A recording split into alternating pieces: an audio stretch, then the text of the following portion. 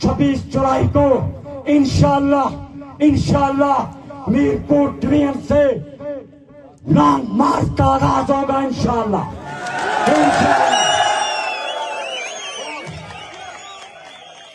Mirpur division के और बात पूरी सुने, मीरपुर डिवीजन के तमाम काफले कुछ आ चुके हैं, कुछ आ रहे हैं। वो सारे काफले इंशाअल्लाह इंशाअल्लाह वो सारे बैठ जाए, प्लीज बैठ जाए। वो बैठ जाए प्लीज बैठ जाए। और साथ पुंछ डिवीजन के जो इलाके दूर दराज हैं वो सारे भी कोशिश कीजिएगा कि 26 जुलाई की रात इन धरनों के अंदर पहुंच जाएं। इंशाअल्लाह इंशाअल्लाह इंशाअल्लाह 27 जुलाई इसी तमाम धरनों से मुजफ्फराबाद की तरफ रावलकोट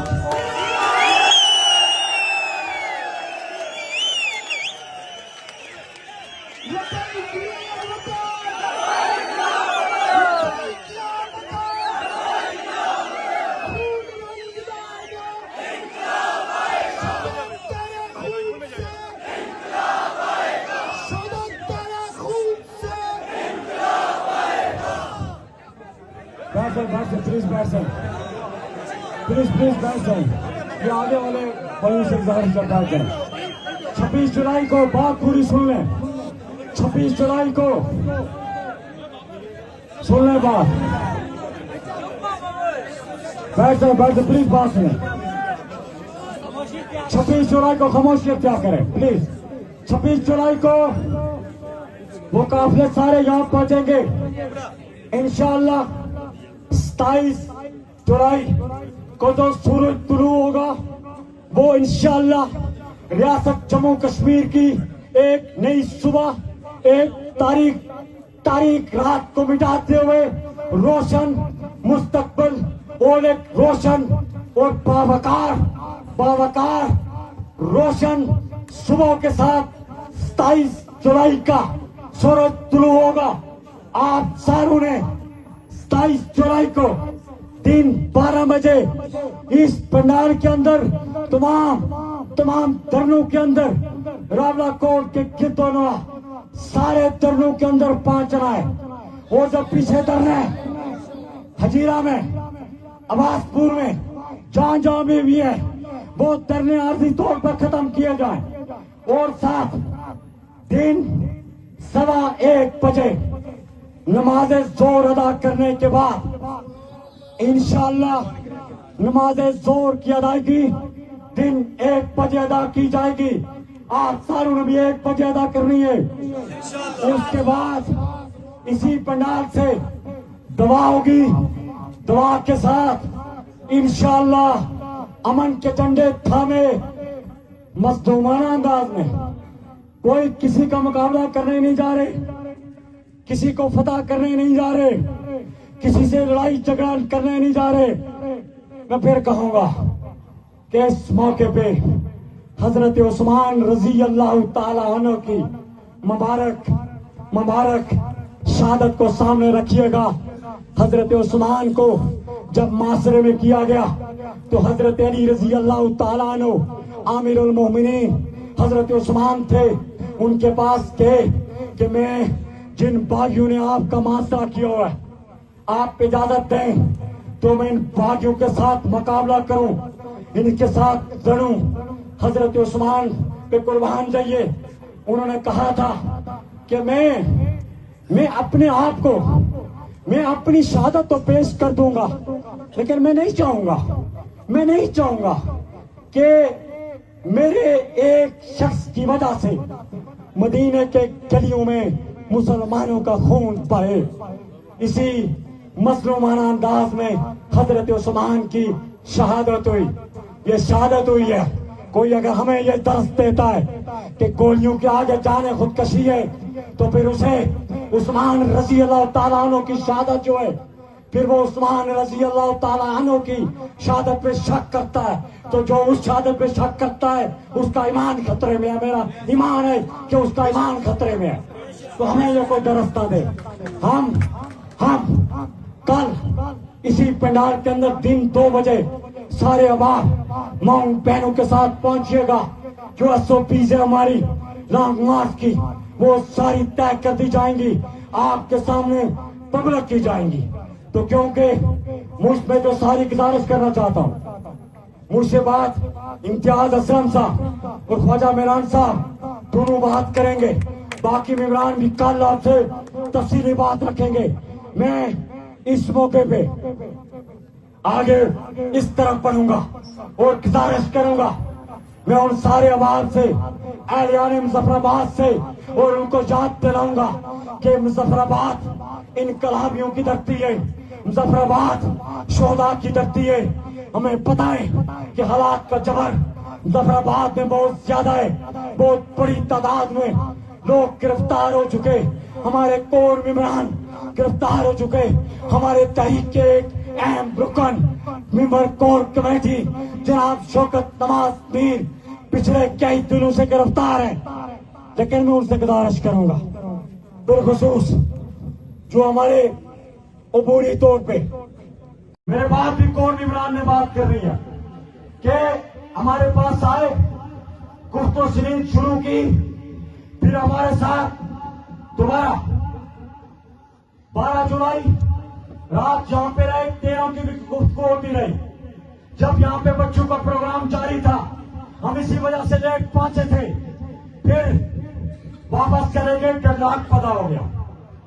फिर जब हमने 13 जुलाई को लॉन्ग मार्च की कार दी, तो फिर 14 जुलाई को, फिर रात को 14 जुलाई की रात को तकरीबन 3 से 4 घंटे ऑनलाइन कॉन्फ्रेंस कार के अंदर वो और उनके साथी हमारे साथ कोर मेंबरान के साथ गुफ्तो शरीफ की।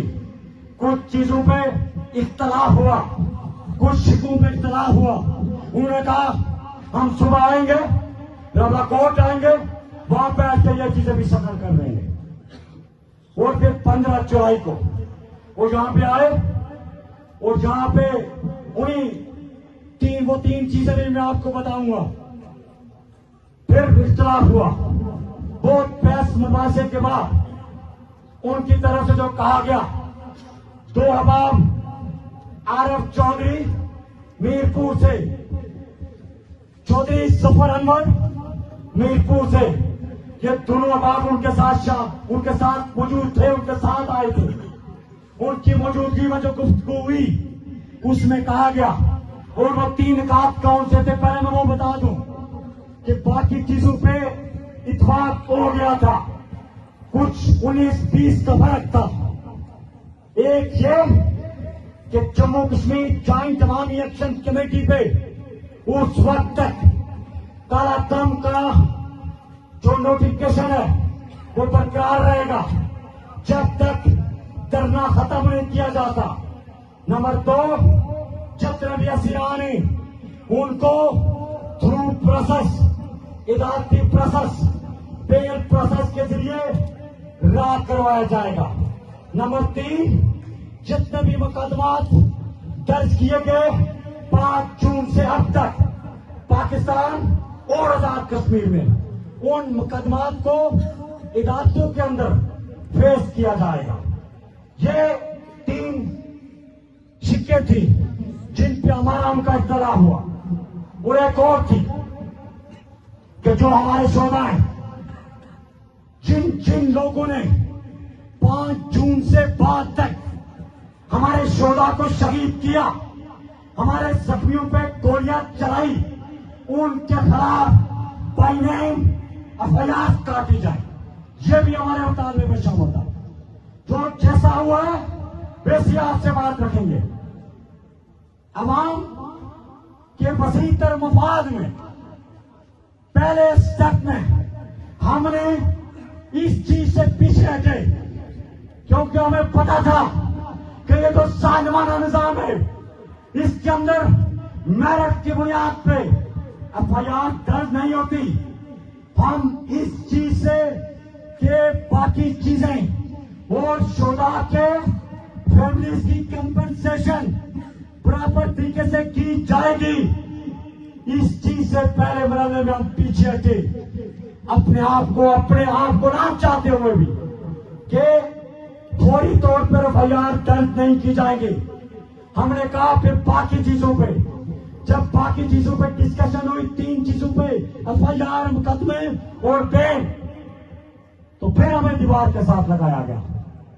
फिर कहा गया कि जनाब ये जो बैन वाला मामला है ये खत्म तो होगा, लेकिन धरना खत्म करने के बाद होगा। अपनी अनाज को सामने लाया गया, स्टेट की अनाज को सामने, वो जो हार्ड स्टेट है, जो आराम दुश्मन स्टेट है, उसकी अनाज को सामने लाया गया।